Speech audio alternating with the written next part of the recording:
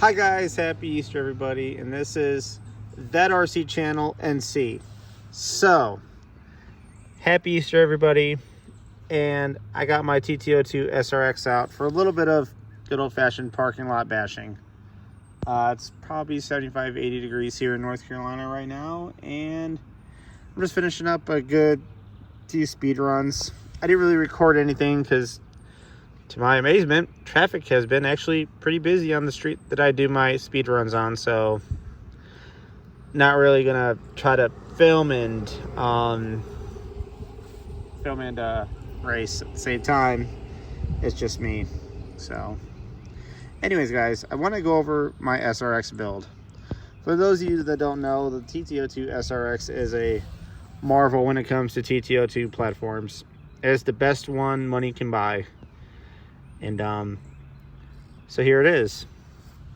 So with the SRX, you're getting adjustable camber on front and rear with these nice little turnbuckles here. It does away with the ball joints. You don't have ball joints on the front or the top. You have turnbuckles up top. Excuse me. And you have C-clips or C-cups right here that attach to the lower control arms, and then inside of the C-clips you have your uprights. So much more stable and better balanced suspension. It's typical TT02 tub, except this one here is carbon fiber reinforced plastic or carbon fiber injected plastic. Just like the C-cups and the lower control arms, they're also carbon reinforced plastic. It's a much more harder and more brittle plastic that they use for these bodies. I think the only differences between the TT02 and the SRX is they share three parts, maybe even 4 parts. Diff covers are the same. The bearing retainer is the same. Gearbox cover is the same, and this diff cover here is the same. Oh, 5, and the battery hold down. That's really about it. Oh wait, there's a few more. The impact absorber and this and the other. So there's a few. Now, if you're into all-out racing, this is the car that you want. You definitely want to check your local clubs to see if you can run an SRX. I know where I race it in Wilson. Rule number 1, no race versions. This is considered a race version. So I can't race this competitively at World of RC. It's sad, but it is what it is. I love it. I love having it. It's an amazing car.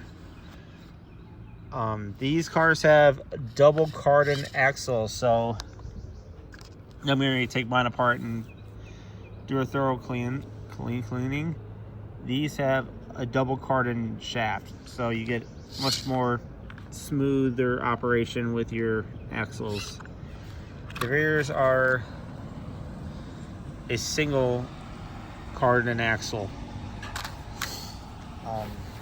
Kit obviously comes with full ball bearings all the way around. This is something that I added. Anytime you get a TT02, you should be putting this on.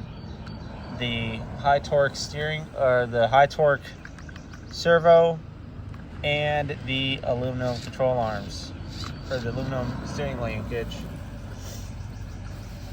Now I might go and do one further and get the Type S bridge, where it brings the linkage closer together to where they're just tied in easier. I may do that on this one here. Haven't done it yet.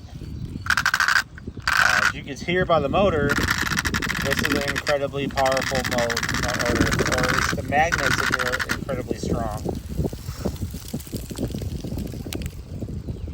Carbon fiber damper stays on front and rear, and I'm running the stock TT02 dampers for now.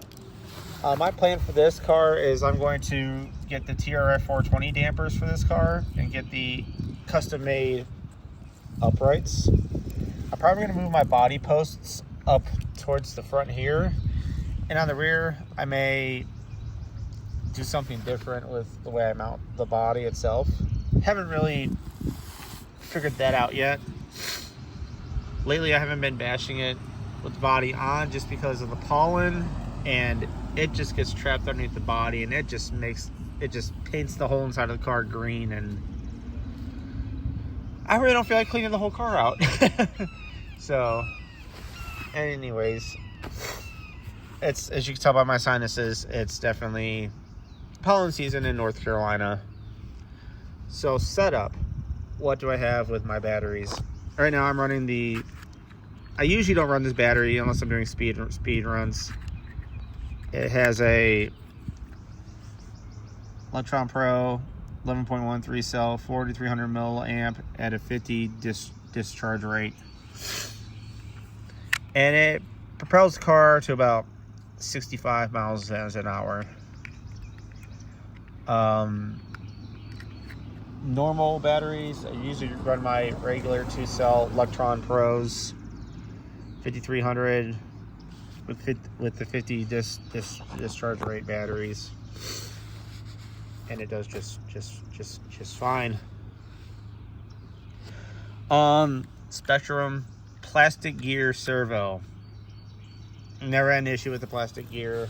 I don't, like I said, I haven't really raced this thing on a track, so I don't know. One of these days I'll find myself at Soda RC in South Carolina, or I may go to Coastal RC in Virginia. I don't know. Haven't considered, that's a lot of driving, so I may do it, I may not. I bought the car because I thought it was cool, and it's just a very, very, very well sorted out car. So tires, they are the same things as what's on my race car.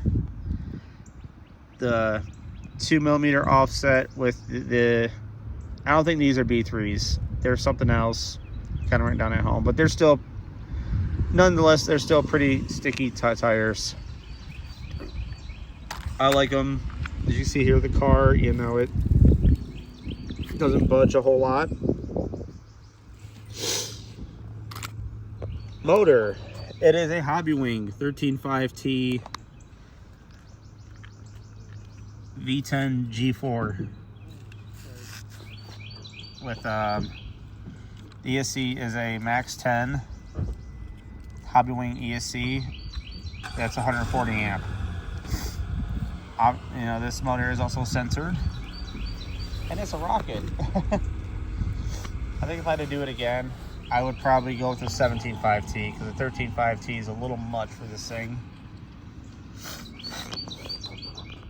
Sinuses, excuse me.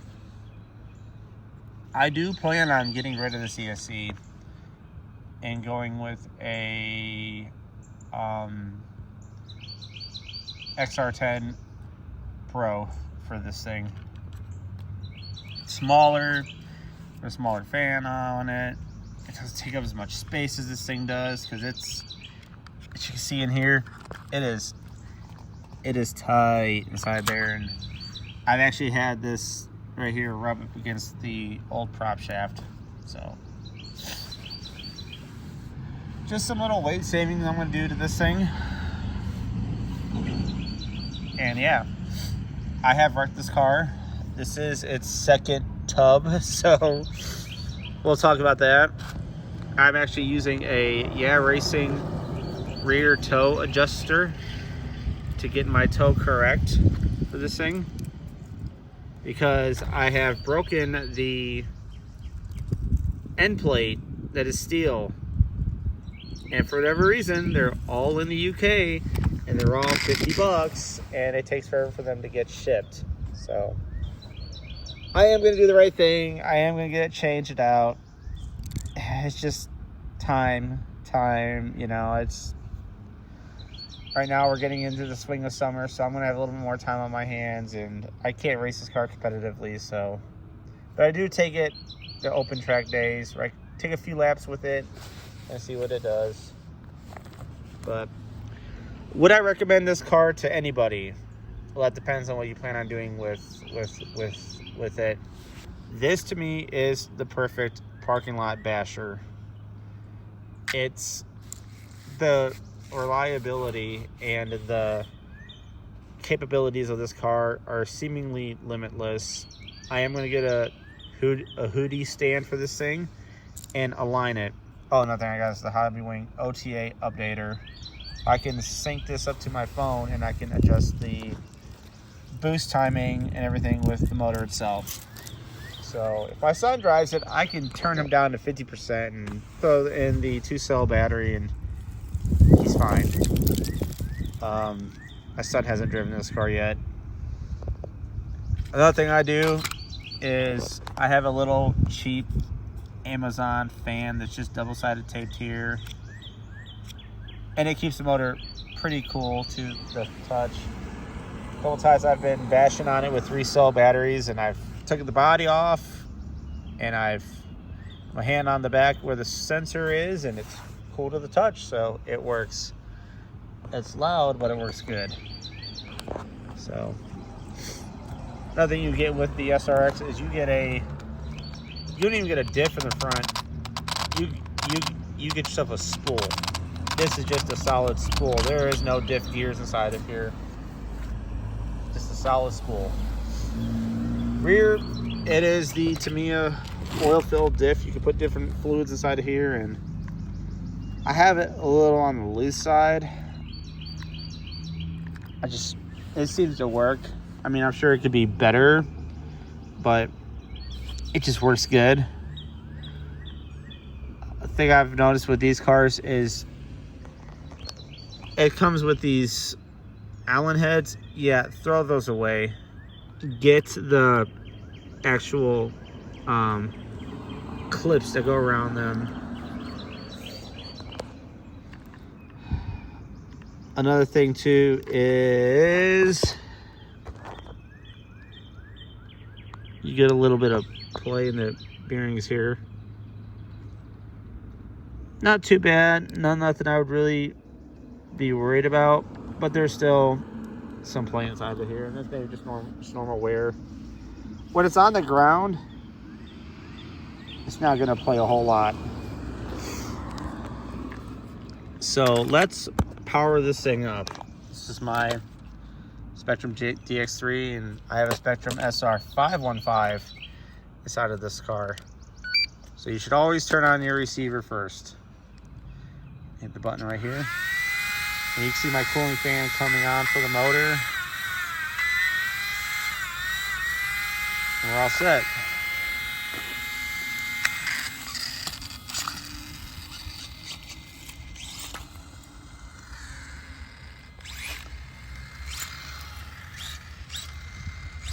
It has a beautiful turning radius here. And if I want to, I could drift it and do all sorts of fun stuff with it. And that's mainly because I got the 3-cell battery inside of it. With the 2-cell, it is a lot more tame than with the 3-cell. I think my only complaints with this car is that it doesn't have sway bars. I think if this car had sway bars, it would definitely be a force to be reckoned with. And it's definitely an elite car for the tt02 family. I'm kind of wondering if they came out with this car as a send-off for the tt02, and maybe someday we'll get a tt03. I don't know. I know people that race at World of RC in Wilson, and they swear by the tt01. I've been told by several people that, you know, the tt01 is faster, better, more reliable. I like the tt02. I do plan on getting a tt01 at some point, but I am looking at several other cars too, and I have a TA08R or TA08 Pro on my radar. And I've seen a lot of reports about chassis flex with those cars, so I'm not really eyeing that car up at the moment. I feel like for the quality of a TA08 Pro, they need to have not as much chassis flex. So that is my introduction and review of the tt02-SRX. I honestly hope you guys all have a wonderful Easter. Be safe. And I will catch you guys on the next video. And if you could, like, share, subscribe, do all the things, and we'll catch you on the next one.